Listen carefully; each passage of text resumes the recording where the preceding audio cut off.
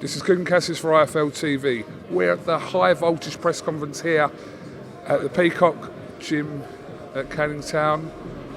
I'm joined by promoter Ben. Shalom. How are you, Ben, first of all? I'm very well, thank you.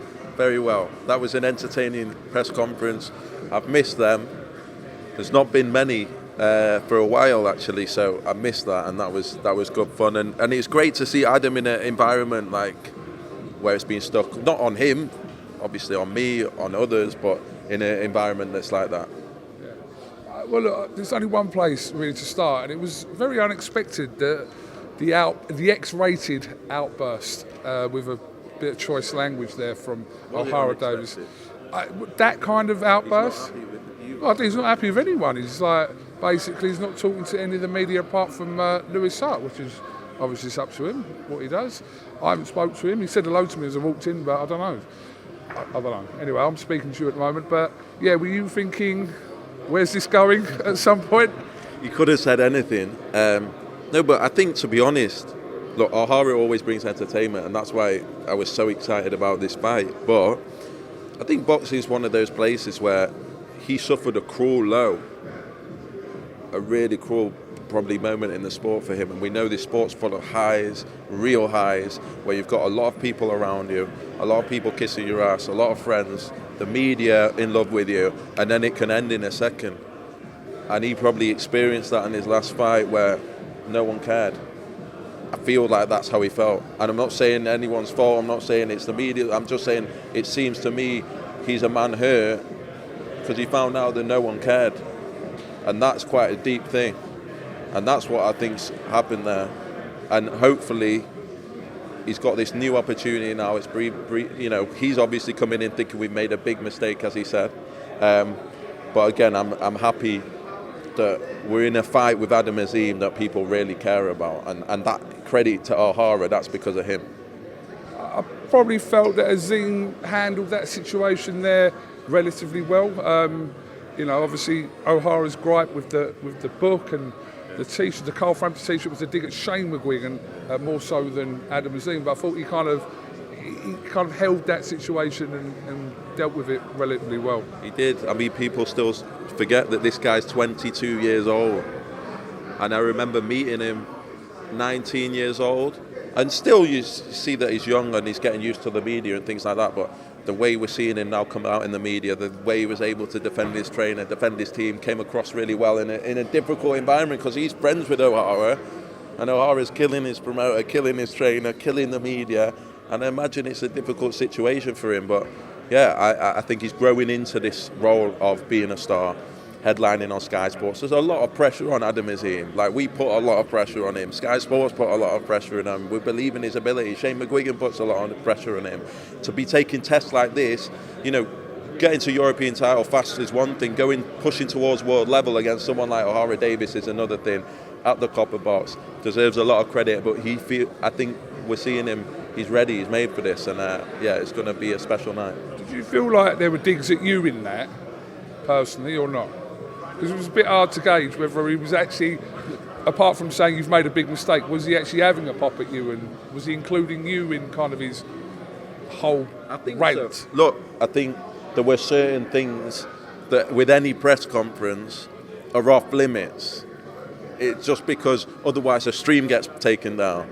So there's certain. Were you concerned? Were you speaking to Lee Eaton about what OHARA might do? Because that's what he brought up. It's a live stream on Sky. So all I'm saying is don't say anything for us to get it pulled down, because it's happened to me before and it affects the promotion of the fight. And so as long as it's within the realms of, right, we're not going to get cancelled, I'm fine.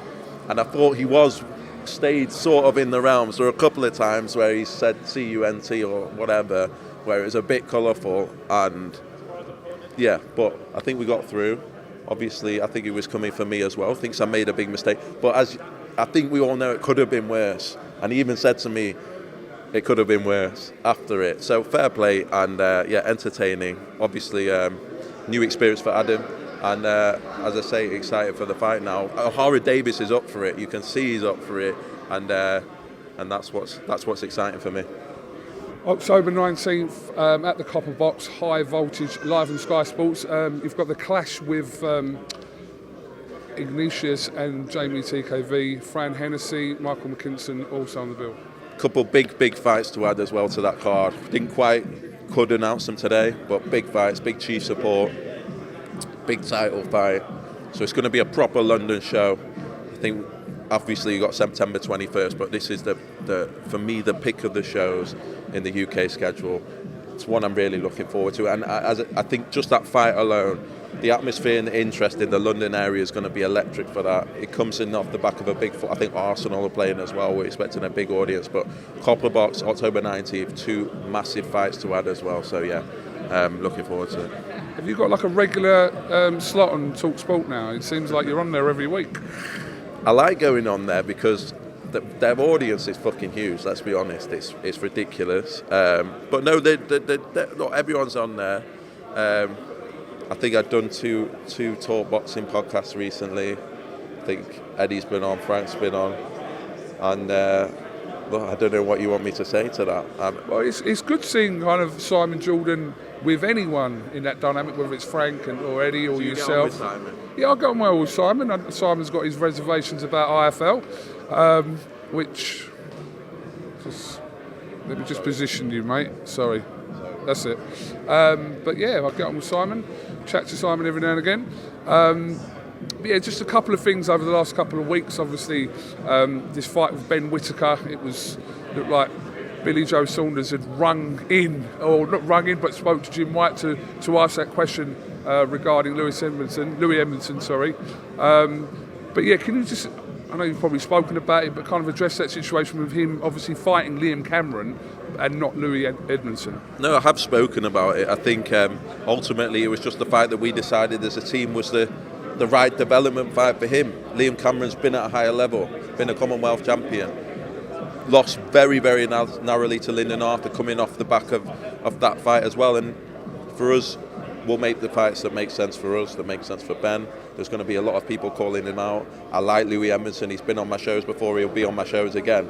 And unfortunately for him, he's not got the big fight that he wanted. But yeah, Ben will make the decisions that are right for his career. Just the last one. He was obviously on there as well, kind of defending Chris Eubank. Obviously, Simon said about that, the fight he's got upcoming with Sarah Matter. I don't know how much Simon has seen of Sarah Matter. He's a decent opponent, I suppose, looking for the big kind of names that Eubank's mentioned. I suppose if it ain't one of them, there's always going to be criticism. Always, and to be honest, what I've been surprised, obviously, we promote a lot of fighters, but never have we had like the interest, the talking points. Every interview is about Chris Eubank Jr. And that shows the level of interest in his career. Obviously, it's not the big fight that everyone wanted, but he's been out the ring for a year. It's still a good fight. It's still a fight where we're going to see where Chris Eubank Jr. is at, where's his fitness at, how robust is he looking after a year out the ring after a very good performance, and then we're ready for the big names. And obviously, I'm just excited and delighted to be working with a talent like Chris. Right, we are pushing time here, so we're going to catch up with you next week. I'm sure you'll be in and around AJ and Dubois. In and around, yeah. In and around. It's a full week. Being chased out the venue, I'm not sure. In and around, definitely. All right. Shalom, thank you very much.